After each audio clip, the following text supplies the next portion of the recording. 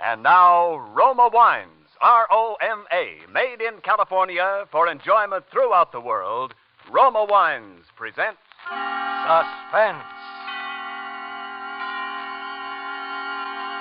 Tonight, Roma Wines bring you Miss Rita Hayworth as star of 3 Times Murder, a suspense play produced, edited, and directed for Roma Wines by William Spear. Suspense, radio's outstanding theater of thrills, is presented for your enjoyment by Roma Wines. That's R-O-M-A, Roma Wines. Those excellent California wines that can add so much pleasantness to the way you live, to your happiness in entertaining guests, to your enjoyment of everyday meals. Yes, right now, a glassful would be very pleasant, as Roma Wines bring you Rita Hayworth as Laura, with Hans CONRIED as Elmer in a remarkable tale of suspense. One of the most thrilling World Series in recent baseball history. And now, the exclusive that I promised you earlier in the program. A report so sensational that I'm going to devote all of my remaining time to it. I have before me a copy of a document delivered in person today to the district attorney's office by one Fredonia Bell. Fredonia Bell was the trusted personal maid of Laura Starling Morton, whom you will remember from the widely publicized murder trial of just 4 months ago. This document is a statement written by Laura Starling Morton in her own hand, and it begins as follows. Quote, I only regret that it will be impossible for me to be present when this is read aloud. What I shall relate here concerns 3 men. Of these 3 men, it is not on behalf of my husband Robert that I write, nor on behalf of my husband Charles. This is for Elmer. But I don't think that Elmer will ever see it, for Elmer, too, is going to die.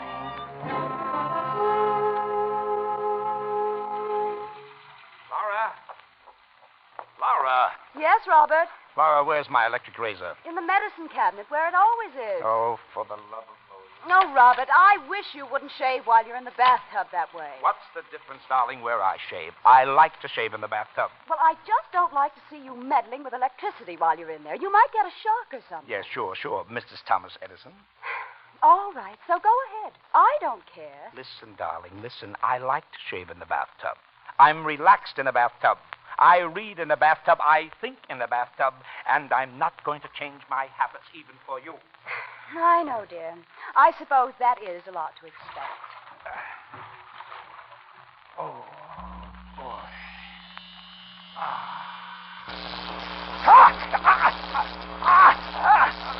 Robert. Robert!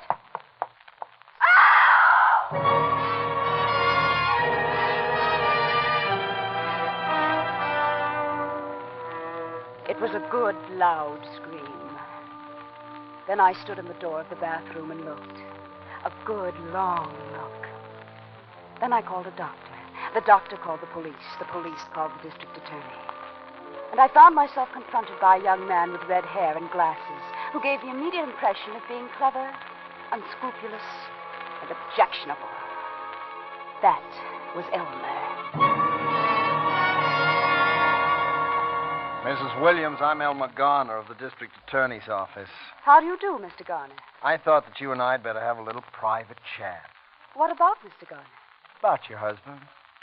What about my husband? Miss Williams, I'm going to be very frank with you on a number of counts. I'm what's known as an assistant district attorney. Mr. Garner, I have just lost my husband. I hardly I'm think... coming to that, Mrs. Williams. The district attorney has put me on this case because he thinks he doesn't have a case. Routine investigation. Now, maybe that's because the DA is essentially a nice man with nice instincts. And I'm not, but I don't agree with it. About what? About not having a case. Because I can smell him, Mrs. Williams. I can smell him a mile away. What can you smell, Mr. Garner? Murder? Oh, I see. Good. Your attitude's very good. No phony hysteria, no fake indignation. Realistic. I like that. I'm that way myself. Mr. Garner, I'm trying my best to maintain my composure under trying circumstances. And I must say, your extraordinary insinuation does not make it any easier. Now, look, I know you killed him. You know that I know you killed him. Mr. Garner. I said I was going to be very frank with you, Miss Williams. I am. On your side of the story is the fact that although I know you killed him, it may be a little difficult to prove that you killed him. Not too difficult, but a little. I should think it might, since it's utterly untrue. Yeah.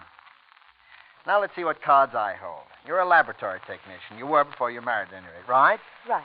And your technical knowledge would have told you that a man using a faulty electrical appliance while sitting in a tub full of water stood an excellent chance of electrocuting himself. I also know that a man firing a bullet into his head would stand an excellent chance of killing himself. Well, the insulation on the cable of that electric razor was frayed. Now, that might have happened through normal wear. It also might have happened because it was tampered with by you. And then again, as you say, it might not. Would it surprise you to know that we've got your fingerprints all over that razor? It would surprise me more if you hadn't. Or on everything else in the house, for that matter, Mr. Garner. Uh-huh. You're a very intelligent woman, Mrs. Williams. You're right. It would have looked funny. You were smart not to wipe off those prints. Very smart, eh? Thank you. However, so much for the means. Now for the motive. We can establish, of course, that you and your husband didn't get along. Unfortunately, you could establish that about many husbands and wives. And that your husband was insured for $50,000 in your favor. And that there's about $50,000 more in community property, and that you inherit, right? Naturally. Well, $100,000 is quite a nice little motive, Miss Williams. But it doesn't prove anything, does it, Mr. Garner? Well, that depends on how it's used by the prosecuting attorney. That's me, you know. I know. Do you have a lawyer, Mrs. Williams? Not yet. Uh-huh. Mm-hmm. Oh, you're a very intelligent woman, Mrs. Williams. That would have looked bad, too, if you'd had a lawyer right on tap. But you're going to need a lawyer, you know. So it would appear. All right. What about me? You? Sure, I'm a lawyer. You just finished telling me that you would be the prosecuting attorney. Well, that's just the point. Why spend a lot of money on a lawyer who probably can't get you off anyway when you can spend it on me and have a sure thing? See? Yes, I see. All I want is half. $50,000. No. What's the matter, too much? No. Now, look here, sister. You don't seem to realize that I'm in a position, depending on how I handle this case, either to set you free or to hang you. That, Mr. Garner, is where we disagree. You mean you're willing to gamble and I can't do it, huh? If you wish to put it that way. All right. But $50,000 is going to look cheap. Cheap when they slip that noose around your neck. And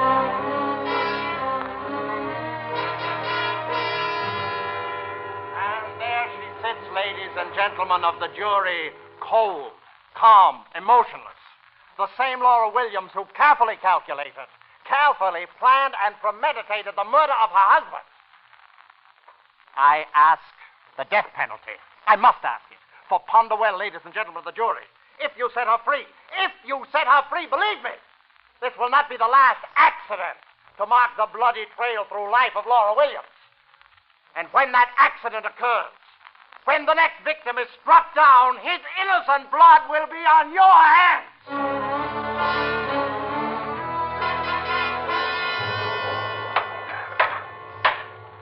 Ladies and gentlemen of the jury, have you reached a verdict? We have, Your Honor. What is your verdict? On the grounds of insufficient evidence, we find the defendant not guilty.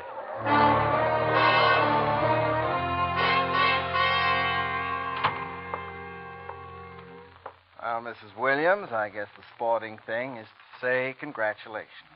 Congratulations. Thank you, Mr. Garner. I'll say one thing. You got what it takes. You know, the jury was evenly divided the whole first day. Do you know that? Yes, I knew it. So I wasn't too far wrong at that, was I? Just far enough, Mr. Garner. Say, listen. Again, just a sporting proposition. Tell me. Did you? Did I what? Oh, come on. We're alone here. Anyway, it doesn't matter because you can't be tried twice for the same thing. You know that, don't you? Yes, I know it. Well, did you? Yes! You cheap, contemptible blackmailer. Yes, I killed him. How do you like that? I killed him.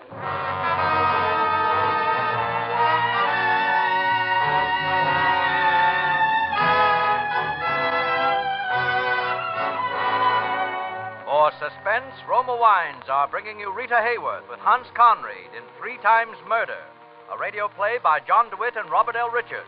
Roma Wines' presentation tonight in radio's outstanding theater of thrills, Suspense.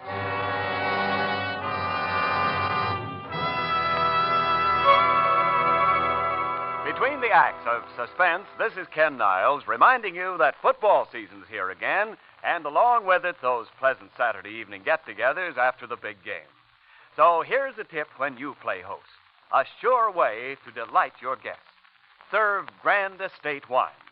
For Grand Estate wines, presented by Roma, America's greatest vintner, give you the ultimate in wine excellence. Yes, the brilliant clarity, full fragrance, and mellow taste of Grand Estate wines please the most discriminating guest. To assure the outstanding quality of these limited bottlings of Grand Estate wines, Roma selects only the choicest grapes. Then at Roma's famed wineries, necessary time and the patient, priceless skill of Roma master vintners guide each precious bottle of Grand Estate wine to rich, mellow taste luxury. Yes, the host who possesses all 5 Grand Estate California wines is sure to please all tastes at all times. For pleasant entertaining, serve Grand Estate Medium Sherry, Ruby Port, or Golden Muscatel. For gracious dining, enjoy Grand Estate Burgundy or Sauternes. Remember the name, Grand Estate Wines, crowning achievement of vintner skill. Presented by Roma, the greatest name in wine. And now, Roma Wines bring back to our Hollywood soundstage Rita Hayworth, who, as Laura Starling Morton, continues the reading of a document in 3 Times Murder, a tale well calculated to keep you in suspense.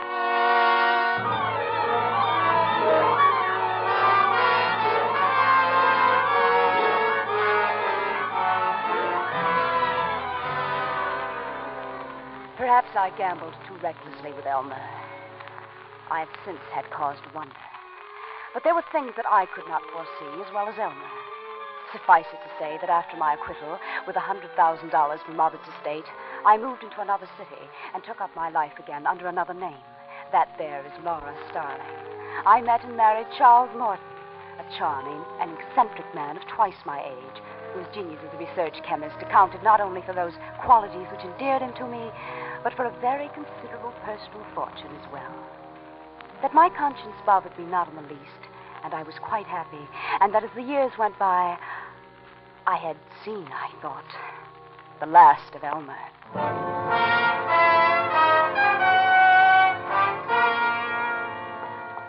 Charles! Oh, Charles!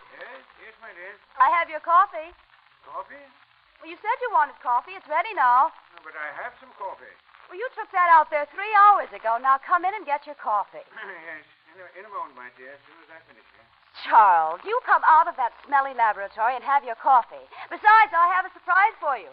Oh, you have? Well, I'll be right in. And bring that other coffee cup with you. Yes.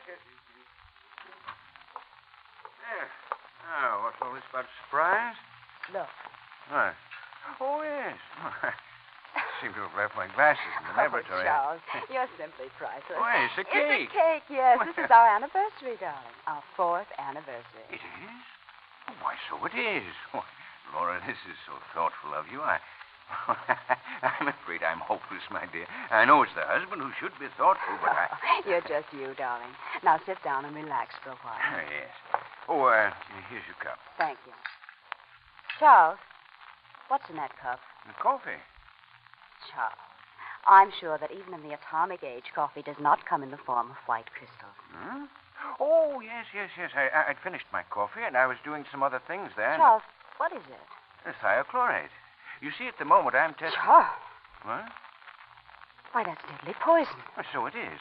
You see, the thiophene radical follows its tendency Charles, I wish you wouldn't mix things up in the cups and dishes that way. It's dangerous. Dangerous? Well, suppose you got the cups mixed up. Suppose you Oh, drank... good heavens, Laura. Half the stuff we use in chemistry is dangerous if you go to drink it, but who's going to do that? It's like, like eating soap. You wash your hands with it every day, but who'd think of eating it, huh?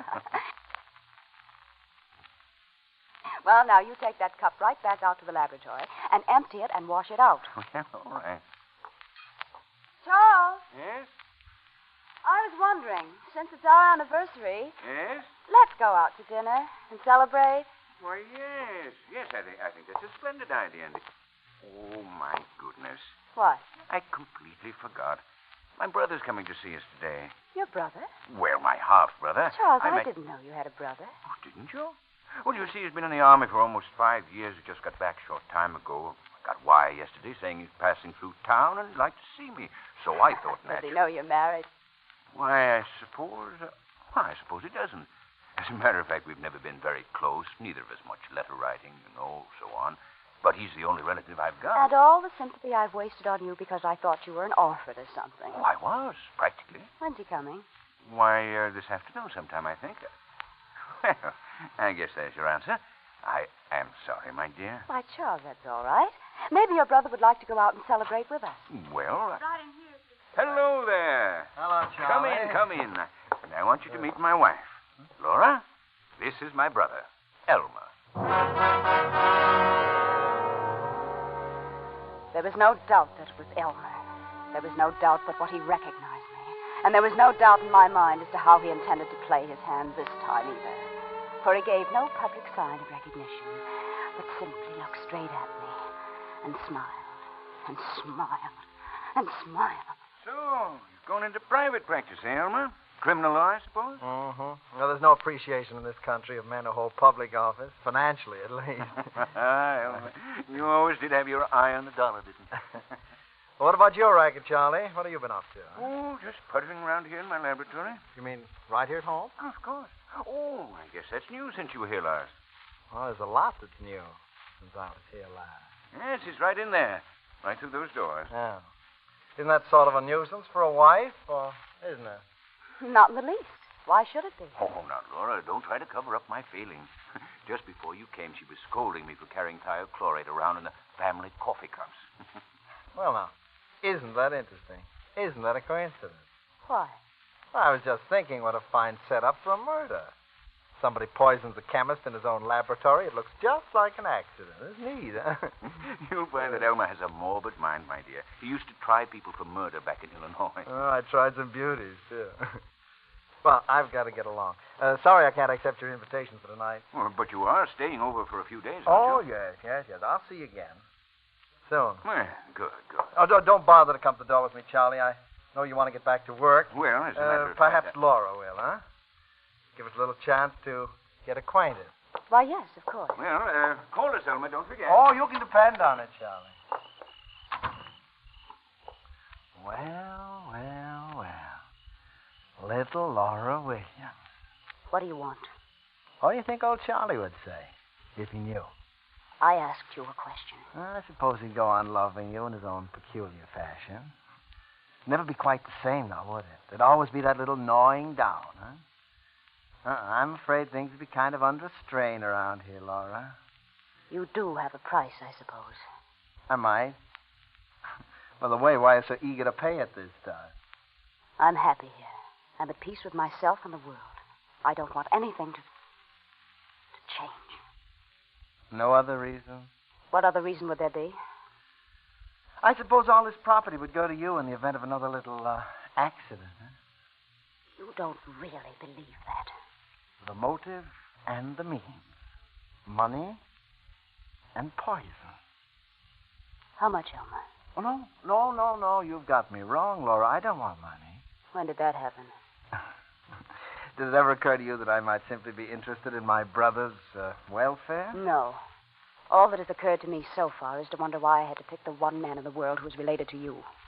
You want to hear my proposition? I'm waiting. The motive and the means. Well, there's always the means for an intelligent person such as you, Laura, but if we took away the motive... The motive? The money.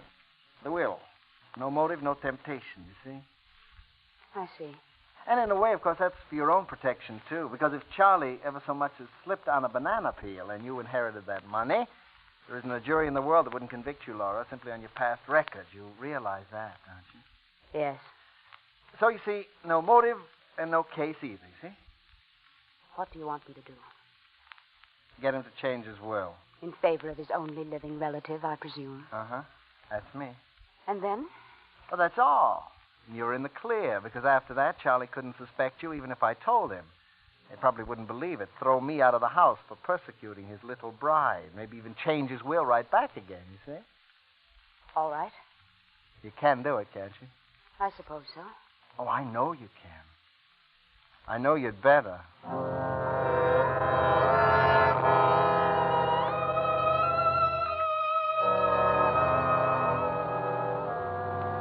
Laura, it seems such a strange Oh, request darling, to I make don't here. want your money. I only want you. I know, but after all, I'm considerably older than you are, my dear, and chances are that someday... No.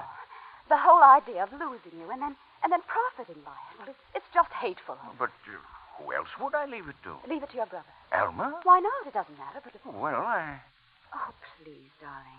For me. All right, my dear. If it really makes a difference to you. Now, don't you worry about it anymore. I'll take care of it sometime. No, I want you to do it now, right away, today. Well, I'd have to get in touch with my lawyer. I'll call him for you.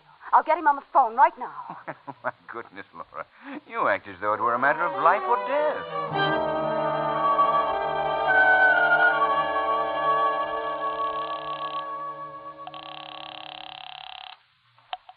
Ambassador Hotel. Mr. Elmer Garner, please. Thank you.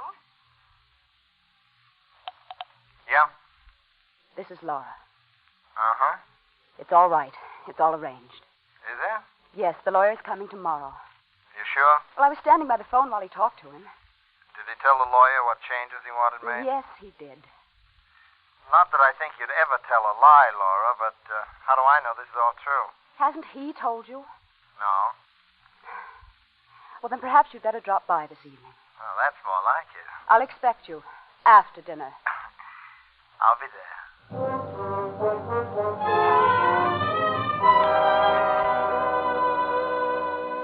Elmer arrived this evening, less than an hour ago. We were having coffee in the living room. Earlier, Charles had been showing him through the laboratory. It was not until after that I had a moment to speak to him alone. Oh, wonderful fellow, old Charlie. So trusting. Did he tell you? Oh, what? The will. Oh, that, yes. It seems that I'm to be old Charlie's beloved heir. He still can't understand it. Are you satisfied then? My dear Laura, I was never more satisfied in all my life. Almost evens things up, doesn't it? Almost. You never forgot that, did you? That you lost. Lost? Who says I lost? The game isn't over till the whistle blows, sister. It is for you. Now get out of here. Okay. Okay, all in good time. Sorry I had to leave you, but those reactions have to be checked every hour, That's all right, Charlie. Laura and I were just going over old times in Illinois.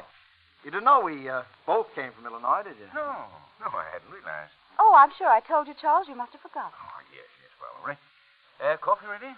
Yes. Will you have coffee with us, Elmer? Oh, you bet I will. Anything in it? No, nothing, mind. Charles always takes his black, too. Laura does make the best coffee. Well, here's to Laura's coffee. There was something about his smile when he said it. That smile. And then all of a sudden I saw it. I saw the whole terrible thing. Don't drink it. Charles!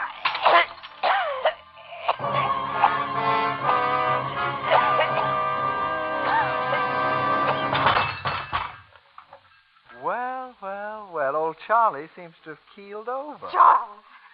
Yeah, wouldn't be surprised if that was thiochlorate poisoning. Oh, what a fool. What a fool. Uh-huh.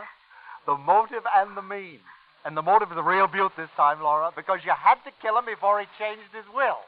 Neat, huh? You killed him. Sure, but that's not what the jury's gonna think. And, of course, I'll get the money anyway. You couldn't very well collect it. Because they're going to hang you, Laura. They're going to hang you.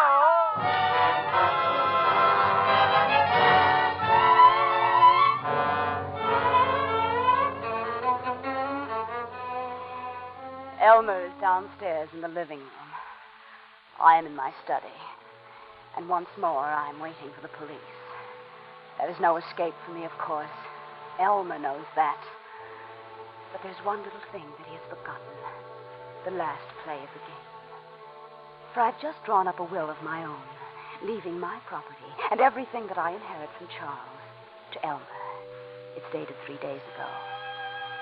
This statement I shall give into the safekeeping of my personal maid, Fredonia Bell, who, after all is said and done, has been the one true friend I've ever had. I shall give it to her with certain instructions for its eventual disposal, which I know she will follow to the letter. When that is done, I have beside me a glass of water. It contains thiochlorate, the motive and the means. Because, you see, when the police come, it is Elmer who will have to do the explaining, not I. And he will have to explain two bodies, Charles and mine.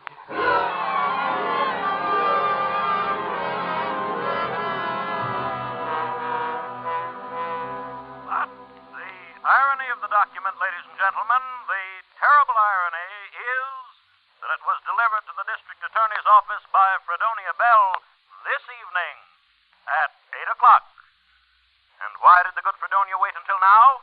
Because she was thus following explicitly the instructions of her mistress, Laura Starling Morton, whom she adored, and who specified that the envelope be handed to the police exactly 24 hours after the execution of Elmer Garner. Good night.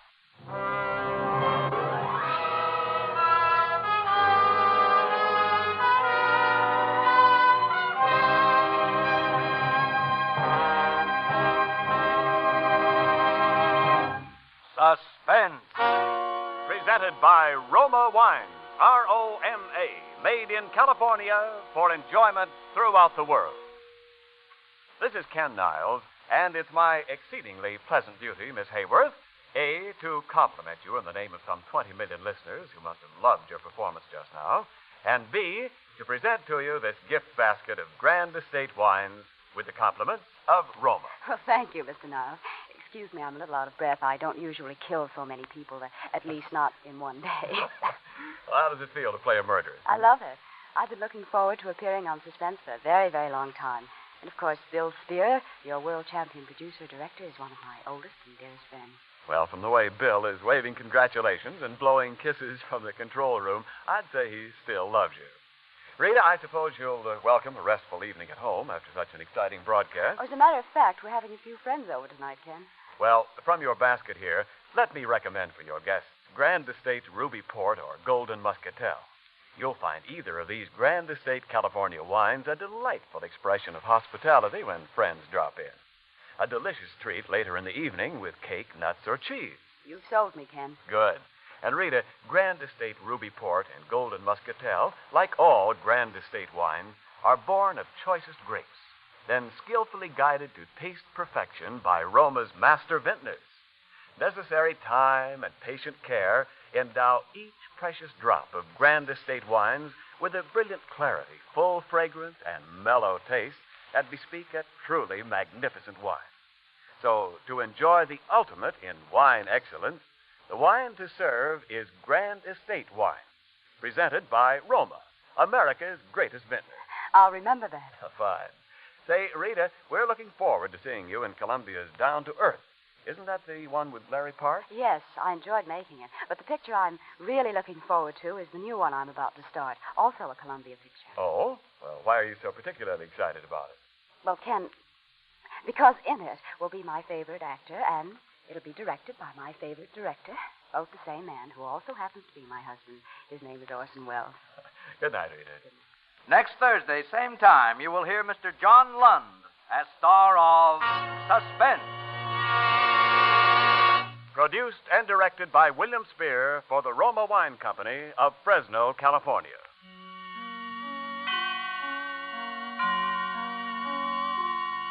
Suspense is broadcast from coast to coast and to our men and women overseas by shortwave and through the worldwide facilities of the Armed Forces Radio Service. This is CBS, the Columbia Broadcasting System.